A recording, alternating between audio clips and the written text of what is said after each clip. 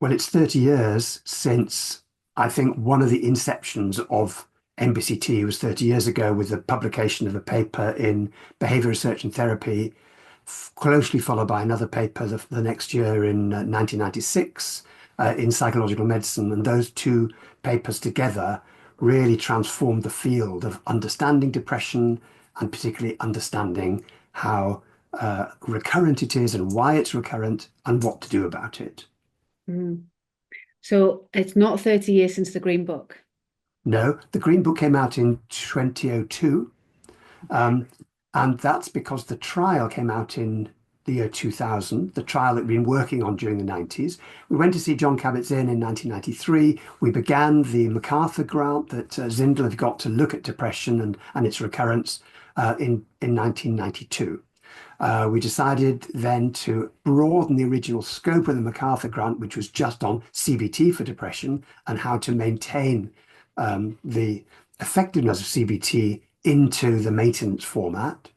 We'd gone back to the MacArthur and said, this isn't really going to take us 2 years to do, but there are alternatives out there that we could explore, for example, mindfulness. And they said, go ahead. And we went to see John Kabat-Zinn in 1993. But we went to John Kabat-Zinn. We went to John Kabat-Zinn armed with a preprint or a draft of a paper that John Teasdale had written on the understanding of depression and how mindfulness might help to prevent recurrence.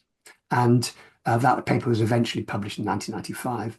Our trial started in 1995, and that trial was published in 2000. So it's 30 years since the work of understanding depression had been done. And the first paper on how what we used to call attentional control training. It wasn't called mindfulness training, attentional control in brackets mindfulness.